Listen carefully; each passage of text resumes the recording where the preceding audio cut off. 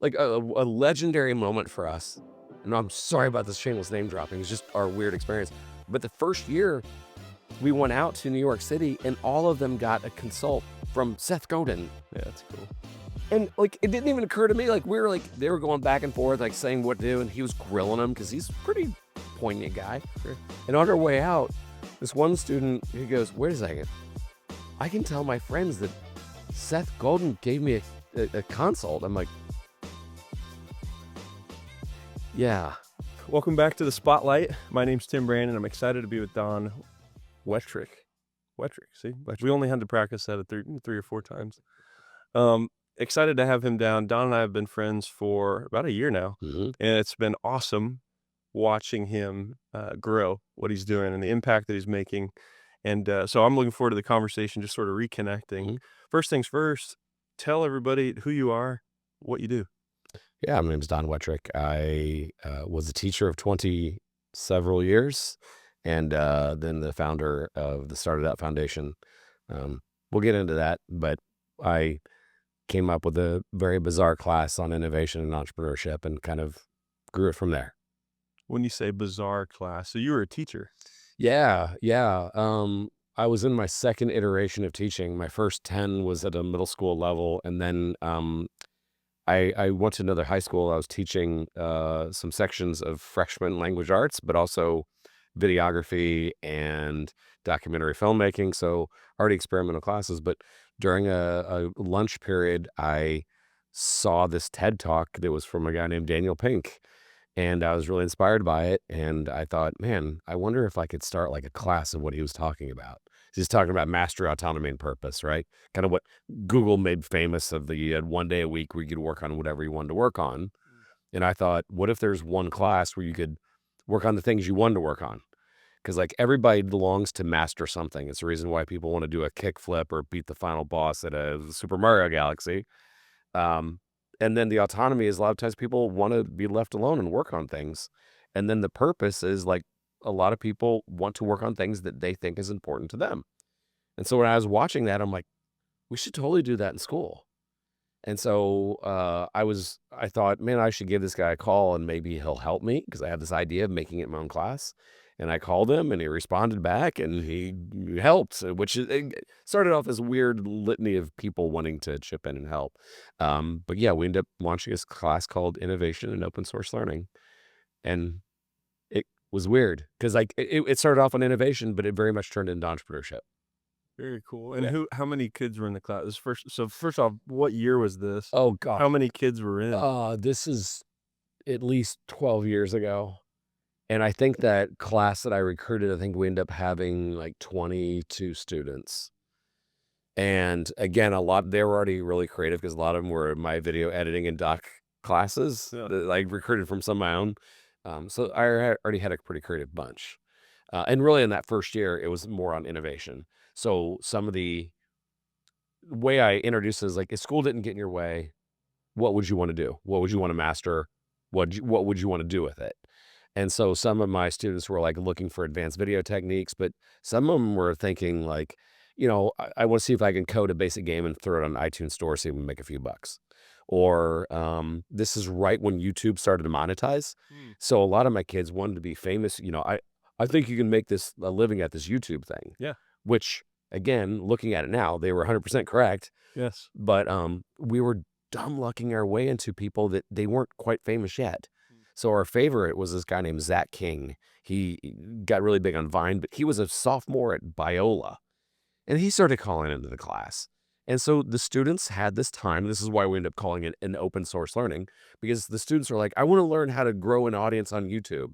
And Mr. Wettrick doesn't know jack. Sure. And you're like, okay. So we started calling people.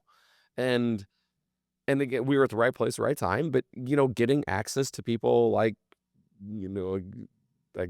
Zach King or Casey Neistat or some of these people like that was attainable. And I think people were really surprised that was a class. That's so cool. Well, my first thought, I know that there's all sorts of different types of teachers. I feel like even now in 2025, there's a lot of stiff arms to e-commerce. There's a lot of stiff arms or mental roadblocks for professors or teachers to realize that you can be a gamer. Yeah. you can monetize your creativity online. Yeah. Whether you're, a baker or you're doing kickflips outside or whatever it may be. I mean, people are earning. So when you were first starting this up, was there opposition? Were there sippers? Were there talk maybe about some of those? Without getting myself in trouble. Yeah. Well, I mean, like, sometimes I would, when a few wanted to debate it, I would ask people, "What's the point of school?" And they'll say the most cliche and correct answer is to prepare kids for the future. They want to do things that were of the future that we were not teaching in school. Like, technically, I was teaching video skills in one particular class, but I wasn't teaching them how do you monetize on YouTube. And that was like right as it started. I wasn't like, ironically enough, like some of my kids early on, they were wanting to learn how to become better Twitch streamers. Matter of fact, it about broke the school's internet. We had this guy named Ninja call in, and it freaked people out because and he even we sent out like a video reply like, "Hey, we would love for you to call into the class," and things of this nature. Um, but there was this time and place in a class that I think this is going to be a big deal, and so I allowed them to have time to do that. When you had to write a proposal and you told me what you wanted to accomplish, so you didn't go in there with a harebrained idea, but you were looking at things that were important to you and that you wanted some autonomy on. I would prefer it if you had 2 or 3 other people that were in on it with you, so you didn't have to do it solo, but we were peeking around the corner to see what's next. Matter of fact, this is when I start sounding like Johnny Cochran, but, I always tell people I wanted to create seekers and peakers, not moaners and groaners. Yeah. Moaners and groaners are completely justifiably times complaining about what's wrong with education, or what's wrong with America, or what's wrong with this, and I'm like, "Cool, bro, great story. What are you doing?" Right. Seekers seek out opportunity. They listen to people complain and go, "Okay, if those things were true, then what about this?" That are seekers. Peekers blow my mind because they can peek around the corner and they can see what's coming. Hmm. Shout out to my student, Ryan Haas. I'm talking like 9-ish years ago. He's like, "Hey man," because we already started to look into Twitch or anything else. He was like, "Esports is starting to become a thing in colleges, but it hasn't really hit high schools yet. Let's become the first esports team. The recognized." Yeah. Where it became a recognized school sport. And I'm like, "Okay." I didn't know what I was doing. He's like, "My brother does, I do." So we had tryouts. We had at least, and from I know, I'm trying to research this, we had the first nation's esports high school team, official team, not a club. Yeah. And they were reaching out to all these people, and Rick Fox got involved because he ended up buying a team called Echo Fox, and so we You're had gonna say Ric Flair. I was like, that'd have been cool too. woo! But do you know who Rick Fox is? Like, he played for the Lakers. He's actually from Indiana. He's from Warsaw. I need to pop up a picture of Rick. Yeah, Shout out Rick Fox is from Indiana. But like, it was this peeking around the corner of like, this is going to be a big deal. Flash forward 8, 9 years later, a lot of high schools have esports teams. It's just that this young man was like, "I guarantee you this is going to be big and we should be on it." And then a lot of kids were like, I'm not even good enough to be a gamer.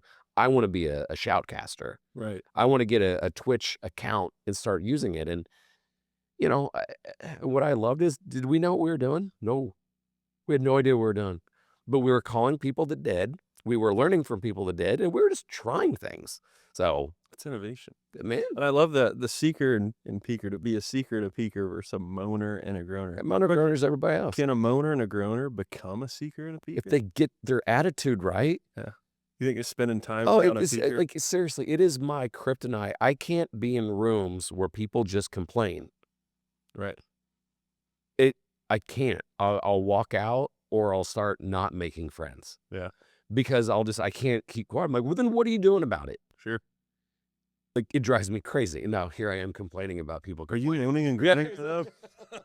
What's the solution here? But like, it's just that is if I like Alex Hermosi, I really like him. I did too. But he's been making a couple videos like, if you want to feel better about yourself, just complain. Blame people.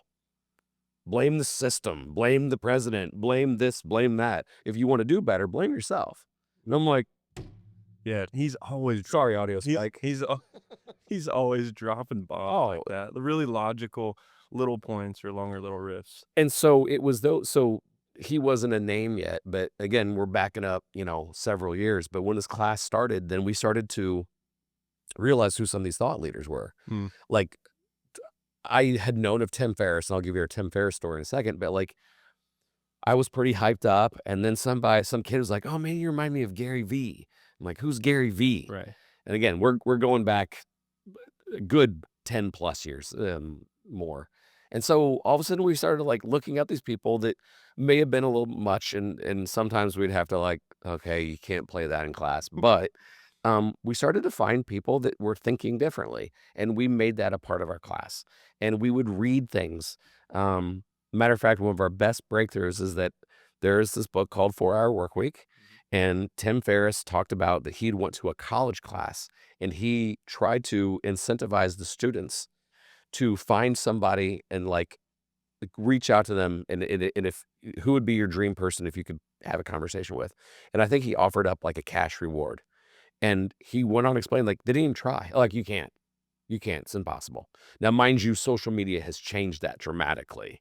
Oh yeah. But he's like, it seemed impossible. So I have the students read that because we'd already had a couple successes.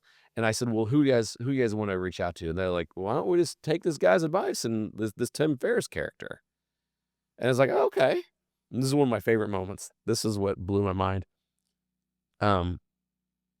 We all use Twitter, and basically on the count of 3, I would send a tweet, and let's say we have 27 students, and a like, a comment, and a retweet from, so almost 90 things flooding this person. Boom.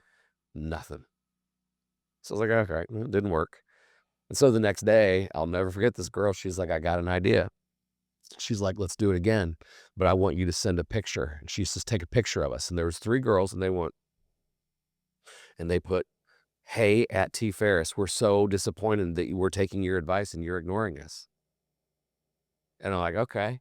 And all 27 of us like it, retweet it, whatever. I go back and I put my phone in my pocket, and we're whiteboarding, and all of a sudden the phone vibrates and says, Tim Ferris follows you. I'm like, oh snap, he saw it. And then 5 seconds later, I get this DM, haha, you got me. Let's set up a Skype call for tomorrow. That's so cool. And ended up being a 2-hour call. And I'll never forget, it was on Halloween on 2016? Something like that. That's so cool. I- What a power of just like pressing through. Like not And taking then notes, kids just, were like, like, we can get to, like, who else can we get to? Because, like, in that moment, they realized that if you're on a mission and you reach out to people and you're letting them know that they mean something, like, we took your advice. We're disappointed that we knew there was a power in that. And so that became like the blueprint. Like, either like one student would get on LinkedIn or Twitter, and then we would, or X now was Twitter back then, and we'd all contribute. Yeah. Well, not every time, but a lot. And so that formula started to work. And then some people were intrigued, like, that's a class? Right. Like, and then it kind of turned into a podcast because of it. And one time my students were interviewing Jocko Willink, just bizarre things. Just bizarre. How did I get here? That's the next question, is like the history of StartEdUp. Yeah. Because we're talking about the kids, we're talking about the initial sort of phases. Yeah. You as a teacher Mhm. having this idea. Tell me, like, walk me through StartEdUp. So a lot of it was just the class. And I wrote a book, and the book was doing better than I thought. And I was starting to get on airplanes and go do conferences and consulting, and it was wearing me really thin. And I'm going to try not to get emotional thinking about it, because it was definitely got a place in my life. But I had a small stroke in class. Right. I was on a plane at least every other week, and I was driving 45 minutes one way, so an hour and a half back to forth to work. And the doctor even said, like, either don't fly for a while or move closer to your job, but you can't keep doing both. And so I had this really nice young man who was already a senior, and he reached out to me, and he's like, hey man, can I help you? You've got a really 1990s business model going on here of you flying one place at a time. I'll help you. And that's Hunter. You've met Hunter. Yeah. And we started to digitize our content, and then we're working with schools, and that was StartEdUp. And then along the way, some of our students were becoming successful, And then our friends at the IDC approached us and said, we got this idea for Innovate Within. Would you like to help run it? And in year one, we helped run it, and we kind of made some tweaks to it, and they end up passing the baton and saying, here you go. And so we've ran Innovate Within ever since then. So Innovate Within is one thing we do. It's a magnanimous thing we do. But StartEdUp is like the parent company, and Innovate Within is one of the things we do. Yeah. And what year was that? How many? Let's talk. My gosh, what year was that? And that. They're all running together now. It was like 7 years ago, I think. Maybe. So how many students approximately have like come through? Oh, Innovate Within? Thousands. Well, so in year one, it was 100 kids, 33 of which were my students. Right. In year two, it was 200-ish. And then we went from like to 1,000. I think we've peaked at like 3,300. So this is year 7. So yeah, thousands of kids, thousands of. I we've got to be at least close to 10,000 now. And that's awesome. And I can only imagine, like, I've met some of these kids. Yeah. They're phenomenal. And what they're building is awesome. And how dumb do you feel when you meet them? Yeah, I mean, honestly, I get energized. I truly do. When I get around people that are smarter than me, I don't care how old they are, or what they're, or they're from, whatever. If I get around people that are moving things or passionate about their thing, they're in depth. Yeah. I like to watch people like in their excellence doing their thing. I find that fascinating and energizing. Yeah. Especially with the youth, because they know a whole different world that I don't really know. Right? Like I'm separated from what's cool in middle school now, or what's cool in high school. I knew when I was in, it was Razor scooters. Yeah. It was the Game Boy Color. Yeah. It's Pokemon Snap. Yeah. You know, Pokemon cards in general, right? Like I understood the market a little better. Yeah. I would have loved to have had a program that I could just be moving towards an objective, or have that freedom to express ideas, especially to monetize or earn. I've always been really motivated by like that sort of return, the feel good of like creating an exchange and seeing the result of something. Yeah. Whereas, in traditional school, it's not always the case. Don't want to say it's not ever the case, but it's not always the case that that's the mission. Yes. More so being graded on your ability to follow instruction versus like hit an objective. Right. Which, I'm motivated the other way and a lot of times. But I'm curious, how does Innovate Within work? Right? Like break down some of the mechanics of how these kids are coming through this program. Thank you for asking that. Because it's the support and ecosystem that's allowed to be what it is. So, from the beginning, I did not want, without sounding too negative, I didn't want it to be just a business plan competition. Right. We didn't want you to, and I to the point where we didn't want to be snarky, but like so many of the cliche things of, I'm going to start a food truck. Why? And nothing's anything wrong with food trucks, but like the why was missing. So from the very beginning, we've always told students, see a problem as an opportunity. Do not start a business for the sake of starting a business, solve a problem. And that has made things so much more refined, because even in their pitch and in them writing their business plan or whatever, it's like, you can tell where it's going. It's not just like, I don't know, or, I'm going to invent an app that prints food so it ends world hunger. Like, it's no pie in the sky. It's normally very practical and therefore scalable. Right. Like some examples, still one of my favorites, and this is when we crossed the threshold, and I hope these boys aren't sick of me talking about them, but there was one particular year that these boys, and I love them, but they're from rural Indiana, and their slides didn't look as nice, and they did not come in matching suits. Right. And they won. Yeah. And there were some people in the audience who are like, but they didn't speak as well, and their slides weren't. And their problem, never forget this, their problem was the fishing lures you get at the Walmarts aren't in the right color consistency, especially for crappie fishing in southern Indiana. That's an issue. To them, absolutely. And so they listened to fishermen, and they had their own customized plastic injection shad, crawdads, minnows, and worms. they were solving a problem for local fishermen. And then, of course, like then the rumor and the 17-year-olds had their own manufacturing process. So then fishermen is like I want to buy from him because he's 17 years old. Those boys have grown and scaled it significantly. They have sales in all 50 states. They do trade shows now. So cool. One is a senior at Purdue. He's on the bass team, of course. But they solved the problem. Izzy, like all these kids. Shout out to just the fishing community though for things like that. Like just it's like it almost gives you chills just to know that that community's supporting those young guys that were empathetically solving a problem. Yeah. That only, like that community would really know about. Right. Right. So like I didn't know. So the how it works is, first of all, any student can do it. We do not charge. There is no entry fee. There's no application fee. It's just open. But along the way, we kept noticing there were certain schools that they were a little bit more prepared, and that kind of was the next evolution of StartEdUp Foundation. We had noticed that we started to talk to those schools, and it turned out it wasn't the school, it was a teacher. Like there was this one teacher in Hobart that we were almost calling it the Hobart Open because this guy had people prepared, and we were like, "What are you doing differently?" He was like, "I teach engineering, but I love this stuff." We met another teacher in Evansville, met a teacher in Speedway. Like they were starting to pop up, and so we started to interview them, and we talked to the Department of Ed, and said, "Hey man, we've found some real juggernauts, and let's start this really one of a kind of a teacher fellowship. Identify them, give them some support, give them access to our clearly crazy network." Give them access to cool things, in some cases traveling, be able to speak at conferences. And so they said, yeah, that sounds like a great idea. And we curated this great teacher group and kind of have grown it and scaled it since. And so those teachers, a lot of times they usher it in. They want their students to participate and innovate within, or at least during the school year, they want their students to get to see a problem as an opportunity. And that's huge.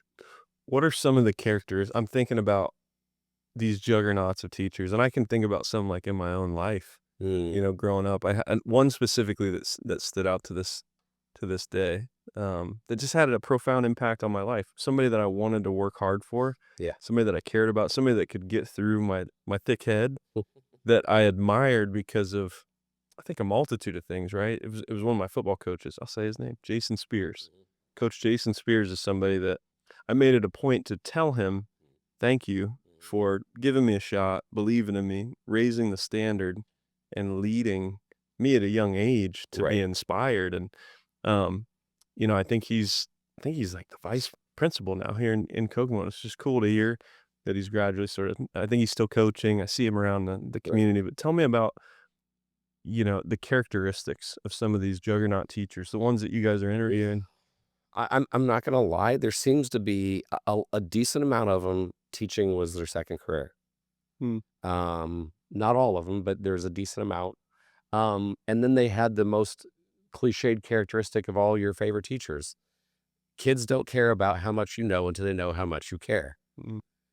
Mr. Spears, you didn't quiz him on how much he knew about football. You just knew the man cared, and you'd run through a brick wall for him. Yeah.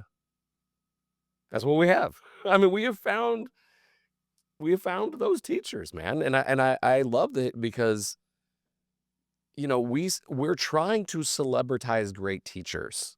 So therefore, when they do some of these crazy things, they can get the accolades. And quite frankly, we're trying to retain our best teachers. I mean, there's a downside to when you shout too hard about how awesome this teacher is. There's some local people like, oh yeah, we should pick her off and have her work for us. And we're like, no. I mean, I want what's best for whomever, but man, we're trying to find and identify those educators and then give them some cool opportunities. And so we've had some wacky things in the past with like Delara and Italian Motor Valley and some other great experiences that we were able to give our teachers, and we want to do more. But at scale, that's hard. Sure. But anybody listening, like that's how we're growing too. We're starting to, one of our goals is to make sure that we're in every high school in Indiana, which there's like 400. And I want at least one anchor Trojan horse. And ironically, a lot of them, they're not in the business department. They're not teaching entrepreneurship. Right. They just see problems in their area. And, this sounds like info. If you know of that teacher, call us at the StartEdUp Foundation. But like seriously, we're taking nominations of like who needs to be a part of this? And so now it's an accelerator. Like it really can't be a fellowship anymore because now it's an accelerator. It's we treat ourselves like a startup, and so we have an accelerator now coming forth.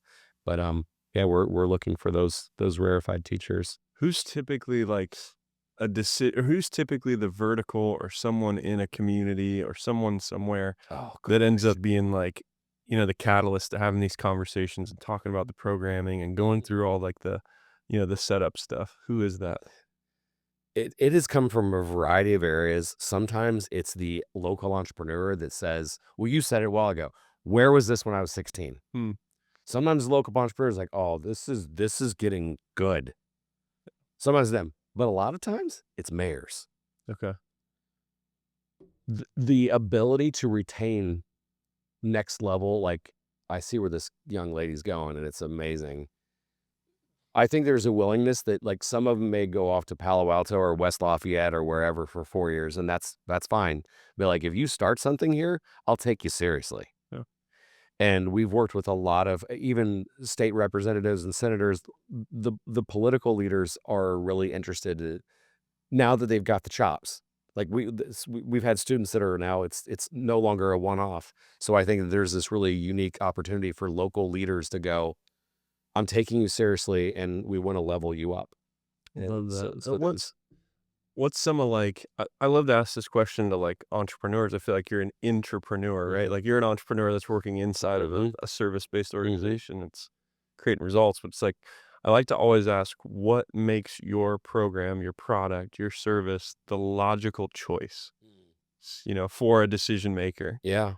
I'd say I'd be lying to you if I didn't say part of it's just the network. It's who the students get access to is nuts. Hmm. But I think that this is the real organic part of this is the fact that these teachers we're a group. We at the beginning of school year, we all get together and do that, bonding thing and training, but we have calls every month. And I really want to emphasize this. Nobody knows more people than teachers. Yeah. Factually. They just have never monetized their network. Mm. And if we can show to the teachers, so we get them all together on this call, there's some hands go up like, hey, does anybody know anybody in plastic injection molding? I've got a girl that really needs it. Yep. Yeah. Collectively, we know who to get to. And so part of it's just this accelerator. The teachers kind of not only get to know one another, but they get to map out their own ecosystem and be a part of it. And then lastly, it's also the relationships with people like you. I mean, Mm. the SBDC centers have always had our back. Like if you go through Innovate Within, if you make it to the second round, you meet with your SBDC counselor. Yeah. It's cool. And the kids were like, they have free stuff. I'm like, yeah, like they're paid to help me? Like, yeah. And so it's been this love fest of like getting to identify students that are taking this seriously. And even the students that aren't taking it seriously yet, we're challenging the way they think. We're allowing them to, during their school day, see a problem as an opportunity. Mm. And I think that's what also makes us unique. We're utilizing existing school Resource. teachers with existing school time to just say, look out for opportunities. Listen to people complain. What would you do about it? I love that. That's awesome. And it's funny, you think about who knows a lot of people. Definitely teachers and then hairdressers too. Like it's Yeah, yeah. right there up there. Oh, shoot. But Yeah, like, absolutely. teachers, it's funny. My father-in-law was a teacher at Kokomo High School. And this still happens like in our community. We'll go out to eat somewhere and someone will come, Mr. Minton, is that you? And he had a great experience, great sort of reputation being a great teacher. So it's just to your point, they are super connected. And I see that firsthand with my father-in-law. Um, where I got all these questions written down. What are you excited about in Mhm. 2025? Or what things are you excited about? Maybe there's multiple. Yeah, I'd say the expansion. Oops, suns in my eyes. I'd say the expansion of this teacher accelerator, working with more teachers next year, and then honestly, the people that are coming on board. We've got some just these shameless name drops. But like this last month, we had Tiffany Haddish. She did a call with a bunch of classrooms. Um, I can't name one basketball player yet because it's not finalized, but An awesome basketball player. Uh-huh. A cool one. Uh-huh. Okay. Yeah. Um, we Daniel Pink is going to be on one of the calls, I think in April. Does he know that he was like an Yes. original catalyst? I have told him so many times. I Okay. technically owe him. Yes, he knows. He knows. Yeah, okay. Yes, he knows. Gosh, what else am I excited about? Just seeing where the student ideas go. I should have talked about this earlier. In this last year, 2 of our students got into Forbes 30 under 30. Another 2 students got into Y Combinator, Yeah. which is a bigger deal than For people that don't know what Y Combinator Y is, Combinator what is the it? most prestigious accelerator in the world. Yeah. It's tech focused. Izzy, as you're talking about, he got a major influx of research money from National Institute of Health. And while they get a lot of cool accolades, maybe the thing I'm looking forward to the most is just the stories of impact. We were challenged to reach out to the first 2 years of Innovate Within. And so it's funny, I'm bringing this up. In this last week, we've sent out those, and I've just been flooded with calls and emails of like, I decided not to be an entrepreneur. I do not want to be, but I think like one. And now I just got hired at blank company and I'm thinking of different product lines for them. Or I decided that there's a lot of opportunities for me to do blank. I learned how to build a network. I learned how to talk to adults, et cetera, et cetera. That is a lasting impact that we're going to be able to hit more students with on that. Love that. And yeah, just to hear about some of the success stories that have happened. And again, I know some of the kids. You mentioned one named Izzy, and just his ability to public speak. And it's very, very obvious he's been around, he's been talking with different folks, have been put in a position to sort of grow. Yeah. And, the Y Combinator stuff, that's amazing. I didn't know the Forbes, some of the kids have been recognized at Forbes. Yeah. How many years is this program, I guess? I just had an interview recently with the CEO program. I know theirs is like 1 semester or one year as a senior. How long does the program last, or how long does this exist? If I'm a student, how long can I be in the? Yeah, I mean, we've had a lot of freshmen that go through it all 4 years. Okay. Matter of fact, we've had a couple students that kept chipping away their freshman and sophomore years, and by the time they got junior year, they started, winning regionals and things of this nature. And quite frankly, we like it even more because we want you to make several iterations. I think that's a big thing about the teacher fellowship is that a lot of these students, you can tell they started at the beginning of the school year and they've gone through like 3 or 4 different pivots, as opposed to a kid like, and we still get these like, hey, I got an idea, and you throw it on a page paper and you're hoping it, but we get some students like, yeah, in my second iteration of my app that I built in version 3.0, it's the teachers are guiding them through it. So optimally, it'll be a dream scenario, and this will happen.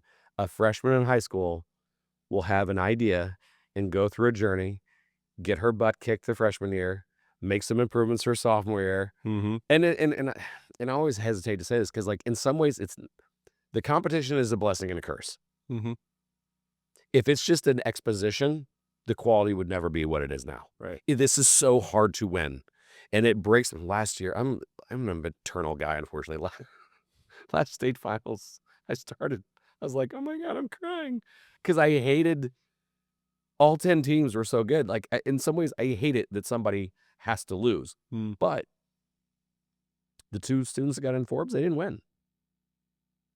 I mean, we have so many success stories. Izzy didn't win. Yeah. They're like, no, this is just the start. And so, anyway, back to your point, like freshmen through seniors, someday there's going to be a freshman. By the time they get to their senior year, they're going to realize that how much progress they've made. And then quite frankly, this is why we have such a great relationship with the universities, is that these kids roll in with 2 or 3 years of experience of running something for real, or running it into the ground, which is great. Maybe more valuable at age 19 of like, I started a business and it went to 0. Twice. Wrecked. 3. Yeah. And then they're casually like name dropping at people they got to, like a legendary moment for us. And I'm sorry about this shameless name dropping. It's just our weird experience. But the first year we went out to New York City and all of them got a consult from Seth Godin. Yeah, that's cool. And like, it didn't even occur to me. Like, they were going back and forth, like saying what to do. And he was grilling him because he's a pretty poignant guy. Sure. And on our way out, this one student, he goes, wait a second. I can tell my friends that Seth Godin gave me a consult. I'm like, yeah.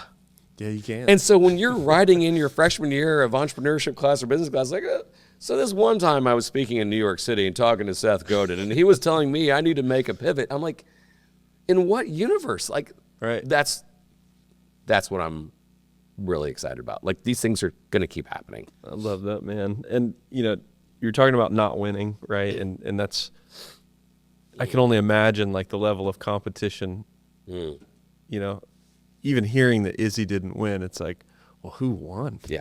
Like, goodness gracious. But, you know, not winning kind of goes back to what you said earlier, see a problem as an opportunity. Maybe if you see that not winning as an opportunity where, Oh, sorry about that. where, you know, I get to pitch. Dang it. 3. That's 2. So like, not winning, seeing that as a problem, or seeing that problem as an opportunity, getting back to that quote that you said earlier. We consult at the SBDC, we consult with a lot of different business owners, a lot of different niches all over the state, and then at a national level all over the country. Yeah. For my personal ones that I've been able to serve and help, a lot of them, you know, they'll do pitch competitions or they'll get up and do sales meetings and such. For the ones that are doing the pitch competitions that don't get invited, like back, or don't win, even before they get to that point, I tell them, you know, 10 grand's great, 50 grand's great, and I truly hope you win, and I'm going to do my best to help you, like, package this and position it. Yeah. However, I would argue that 10 grand pales in comparison to your ability, like, to have thought through, why is my product the logical choice? Yeah. Why is it amazing for X? And to invest that time and energy and practice into presenting who you are, why your thing's awesome, and how it's going to revolutionize the world. Yeah. And like, taking that time is indefinitely more valuable than $10,000 cash, or even potentially millions of dollars in cash, because who you're becoming. You're in the gym of, like, that growth. And in some cases, it makes the story of you, it's, no one would have watched Rocky 2 if he'd have won. Yeah. The story of you, I won a pitch competition when I was 17, and everything was perfect. Said no one. The end.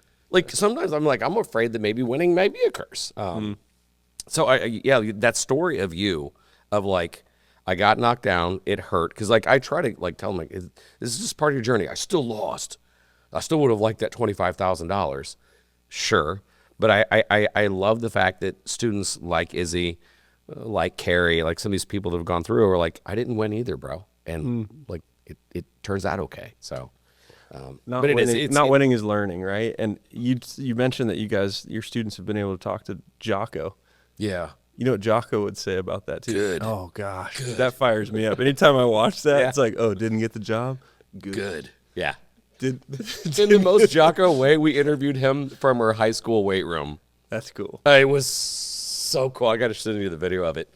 Yeah, I watched that video about good, and it changed my perspective. Absolutely. I love, like, you know, when somebody says a nugget, right? Little golden nugget that you can just put in your sort of mind bank, and that philosophy of, like, I get to instead of I have to, and then that philosophy of, like, good, something didn't work out right, forces that now what sort of mentality, or adapt and overcome mentality, which, I mean, that's success. I think that's truly success, who you become in the journey. I have this written down. I want to learn more about the what did you call it? The teachers that are all together. Yeah, the Accelerator. Yeah. Well, no, the teachers in the fellowship. Yeah. Called it a fellowship. Well, what does it mean to be? Yeah, at first it was a fellowship, and then it's gotten to be big enough now that we're letting you, if you've been in this thing for about 3 or 4 years and you're achieving at a high level, then you'll be able to be a fellow. Because some of the first, you know, these teachers that are new to it, they're not really a fellowship yet. So the OGs that have been at this and in our circle, this is year like 5 for them, they're the fellows. Got it. Some of the new teachers that are coming in, they're an accelerator. So what does it mean to be a fellow? If you're somebody that's in and you're a part of, like, this guild, right? Like, what is the, I'm imagining that room or that, I don't know where you guys meet. I'm just curious, like your thoughts on what maybe they're feeling like. Yeah, I mean, one, it's just, in some cases, it's a shoulder to cry on because fostering something new in education can be difficult. But it's a community. One, it's a curriculum. We have it. It's modular. You don't have to go through it sequentially. We have some teachers that are in engineering. We have some that are in music production. A decent amount are business entrepreneurship teachers. But as they go through the curriculum, then not only do they have us as coaches with them, but then we have these monthly meetups. And in some cases is anybody else's students complaining about this? Or did anybody else see the cool buzz about that? Or does everybody else's business plans look incredibly good now that Chat 4 has been optimized? And like things of this nature. So it's the monthly check-ins. And then as a fun side thing, we also do. We'll have a for lack of a better term, an influencer usually join the call every month. Now, sometimes, like if an influencer, that's for the students. But if it's like a behind-the-scenes guy or a CEO or some, like we just had on the guy that's the director of innovation for Capital One, we had him on for the teachers, and so they get kind of a really cool opportunity to meet and connect with people that are giving them some unique insights. And we're more than happy to do that. It's fun. Yeah. So let's assume that I'm a mayor, right? And I've listened to this, or somebody tagged me in it, or I'm a decision maker in a community that maybe doesn't have anything like this at all, that sees the value or has heard. Like, how does somebody get in touch with you or your team? I didn't pay you to do this. No. I love that question because I mean, if you're listening to this and you're like, why isn't, like, is this in my daughter or son's school? And if the answer is no, yes, let's talk. So you can do this several ways. We have a long website address, and I apologize, but D Wettrick at StartEdUpFoundation.org. We can throw that in the show notes good. Too. We'll link it. I'm a LinkedIn guy, so at Don Wettrick. StartEdUpFoundation.org website. There's usually a drop-down thing you can, get involved and see what's going on.